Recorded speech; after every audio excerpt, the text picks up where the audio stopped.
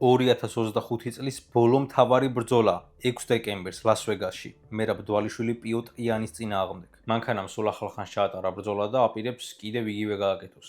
ამ 2 თვის განმავლობაში მეორედ 2025 წლის ბოლო pay-per-view ივენთი, ანუ ESPN-ის ეპოქის ბოლო UFC-ის ღონისძიება და შეიძლება საერთოდ ბოლო pay-per-view ივენთი ამერიკაში. შემდეგი წლიდან ორგანიზაციის ბრძოლები Paramount Plus-ზე გადაინაცვლებს. შეიძლება ქართველებს საერთოდ არ გვაინტერესებს ეს ყველაფერი, იმიტომ რომ ჩვენ ისევ ჩვეულებრივად გავაგრძელებთ ყურებას, როგორც აქამდე უყურებდით პლატფორმებს გულისხმობ. მაგრამ ამ მოცემულობამ შეიძლება ზოგადად ორგანიზაციაზე და რაღაც კონკრეტულ ჩხუბებზე დიდი გავლენა მოახდინოს რა როგორ იქნება. ეხლა მთავარ ბრძოლაზე მერაბი იანის წინააღმდეგ. სხვადასხვა ბენთემვეიტში, სუპერმსუბუქ ზონაში. ეს დაპირისპირება ყველაზე მეტად გიტოვებს სტატუსიანი ჩხუბის შეგრძნებას, ანუ ამაზე კარგ ვარიანტს ბევრს ვერ მოიფიქრებ. აი ინტრიგა რამდენად იქნება და რამდენად არა, ამაზე აი ახლა ცოტას ვილაპარაკებ. მერაბმა თქვა კიდეც, რომ თუ დეკემბერში მოიგებს, მარტში ისევ იჩხუბებს. აი მამკაცის შრომის მოყვარეობა წარმოუდგენელია. კაცი, რომელსაც ორგანიზაცია არაფრის დიდებით ჩანს არ აძლევდა, რომ ტიტულზე გასულიყო და სანამ გველეშაპები და დრაკონები არ მოკლა, მანამდე არ აღირსეს,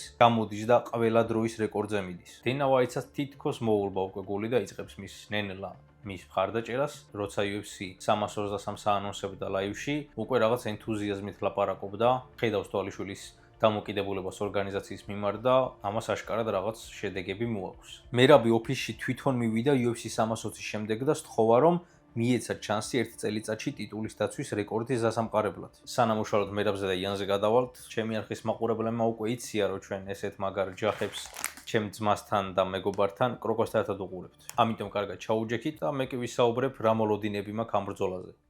ერთის მხრივ მართლაც სასიამოვნოა, რომ ეს ორთაბრძოლა საბოლოოდ დეკემბერში შედგება. 6 დეკემბერს T-Mobile არენაში და ეს ბრძოლა რა თქმა უნდა რომ იქნება main event-ი. თუ ვინმესთვის ქართველი ჯერ კიდევ არ არის ყველა დროის საუკეთესო, ამ ჩხუბის მერე დარწმუნებული ვარ, რომ იქნება. ყოველ შემთხვევაში მეტი რა უნდა გააკეთოს მებრძოლმა, მე ვერ წარმომიდგენია. ზოგადად ამ მეოთხე ტიტულის ამბავიც, პიოტრ იანის და ეს ყველაფერიც რომ დავივიწყოთ, ის ყველაფერიც კი რაც აი ამ მომენტამდე აქვს გაკეთებული ამ ადამიანს, უკვე საფუძვლიანად უნდა გათქმევინოს, რომ მერაბი ისტორიაში ამ წონის საუკეთესო მებრძოლია. იმ განვლილი გზით, რა გზაც გამოიარა. სხვადასხვა უშუალოდ ბრძოლის ჩანიშვნაზე მერაბმა ჩვენაირად გაიგო. არიელ ჰელვანი მესმას პირდაპირ ეთერში უთხრა. გამოდის რომ თავად ორგანიზაციასაც არ უცნობებია წინასწარ ეს ყველაფერი მისთვის. სრული გიჟია, რა თქმა უნდა, კარგი გაგებით. ესეთი ინტენსივობა ძალიან იშვიათია. არ გულისხმობ ამ ტიტულის და რეკორდის ამბავს. უშუალოდ ინტენსივობაზე მაქვს საუბარი ბრძოლიდან ბრძოლამდე. მაგალითად, ფიგერედომ ერთხელ 3 კვირაში 2 ჯერ დაიცვა ქამარი. პირველად 21 ნოემბერს ბენავიდესის დამარცხების შემდეგ მან ალექს პერესთან დაიცვა ქამარი და სწრაფადვე პირველი რაუნდის გილიოტინით დაამთავრა. აი მერე 3 კვირაში 12 დეკემბერს ისევ გამოვიდა მორენოს წინააღმდეგ, მაგრამ ეგ ბრძოლა ფრედ დასრულდა და ფიგერედომ ქამარი შეინარჩუნა. მოკლედ, რაც და როგორც არ უნდა იყოს, მერაბის ასეთი ტემპი მაინც ყველასგან გამორჩეულია. ასეთი სიხშირით ტიტულის დამცველი ტიპები ძალიან იშვიათია, ამიტომ სანამ დროა და ამ კაცის ყურების ფუფუნება გვაქვს, ბოლომდე უნდა დავტკბეთ. როგორც იწერებოდა და სხვათა შორის საკმაოდ სანდოწყაროებისგან, UFC-მ თავიდანვე უთხრა, რომ ამ ბრძოლაზე მუშაობდნენ, მაგრამ იანს პრობლემები ჰქონდა ვიზასთან და ამის გამო მერაბს ეგონა, რომ ამ წელს ვეღარ იჩხუბებდა მასთან. არ ვიცი იანის ვიზას რა ბედი ეწია, მაგრამ ფაქტია, რომ ყველაფერი რიგზია და დეკემბერში იჩხუბებენ. პირველმა ბრძოლამ ბევრი რამ აჩვენა. მერაბის საშინელი მეჩაპია იანისთვის. იანს უყვარს დროთა განმავლობაში წაკითხვა, ნაბიჯ-ნაბიჯ კონტროლი, პრესინგი და კრივი დისტანციაზე ყოფნა. მაგრამ აი მერაბი ამის საშუალებას არავის არ აძლევს. მისი აგრესია, ტემპი და გაჩერება დარტყმების კომბინაცია მთლიანად ამოაგდებს მას რიტმიდან. ჩვენმა ჩრდილოელმა მეგობარმა კი თქვა, რომ წინა ბრძოლაში ხელი მტკიოდა და იმის 50%-იც არ ვიყავი, რაც რეალურად ვარო. მაგრამ ობიექტური რეალობა საერთოდ სხვა არის და ძალიან მარტივი აღსაქმელად. ქართველი სტილი ნებისმიერი ტექნიკური სტრაიკერისთვის სრული კოშმარია. მით უმეტეს იანისთვის, რომელიც ტექნიკური სტრაიკერია, უყვარს წნეხი და ზეწოლა. გარდა მაგისა, მერაბის დარტყმები ბოლო წლებში მნიშვნელოვნად გაუმჯობესდა. აი ომალისთან გამარჯვებამ ძალიან დიდი თავდაჯერება და ძალა შემატა. და ახლა არა მხოლოდ უძლიერესი მებრძოლია, არამედ ძალიან ტექნიკურიც. რა თქმა უნდა, პიოტრს თავის შანსები აქვს. ხელებით შესანიშნავია, გამძლეა, ჭკვიანურად იცავს ხოლმე თავს, მაგრამ ფაქტია, რომ ბოლო წლებში ვეღარ ახერხებს ნოკაუტების აღებას და decision-ით გამარჯვება მერაბთან. არ ვიცი, ვის აქვს ორი თავი. აქვე უნდა ვახსენოთ ამ ბრძოლის წინ ყველაზე მთავარი რამ, რაზეც ქართველი გულშემატკივრები ნერვიულობენ და საკმაოდ ადეკვატურადაც მე ვიტყოდი, ეს არის წონის კლების ფაქტორი. ზოგადად წონის კლება რამდენად რთული პროცესია, ამაზე დარწმუნებული ვარ, თქვენ თვითონაც კარგად იცით. ვიდეოც მაქვს ამაზე ჩაწერილი სხვათა შორის, რომელიც შეგიძლიათ სადღაც აი აქ ნახოთ. ბოლო ბრძოლის მერე თვალიშვილმა თვითონვე თქვა, რომ წონის კლება გაუჭირდა. ვით უმეტეს მე როგორც ვიცი, საუნას და ეგეთ რაღაცებს არ იყენებს.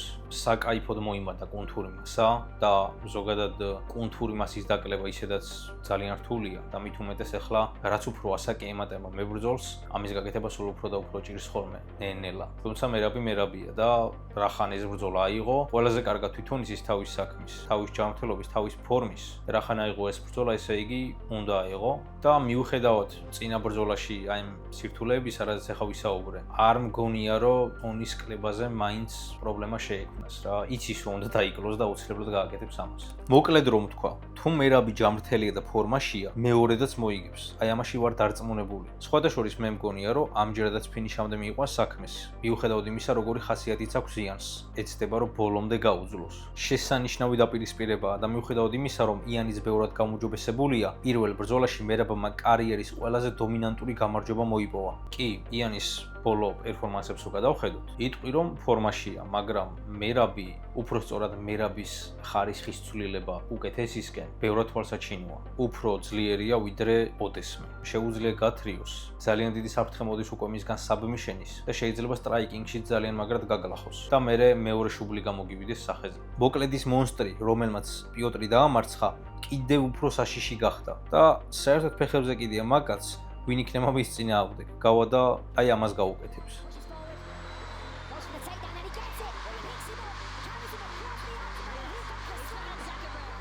გულწრფელად რომ გითხრათ, მე ვერ ვხედავ ვერანაირ სცენარს, სადაც იანი რამეს გააკეთებს. ადრე უმართან ბრძოლამდე ჩემს არხზე დავდე ვიდეო მიზეზები თუ რატო მოუგებს მერაბი უმარს და იქ მქონდა ასევე ხაზგასმული ის თვისებები ან უნარები, რომელიც შეიძლებოდა უმარს გამოიყენებინა, რომ ქართველისთვის მოიგო.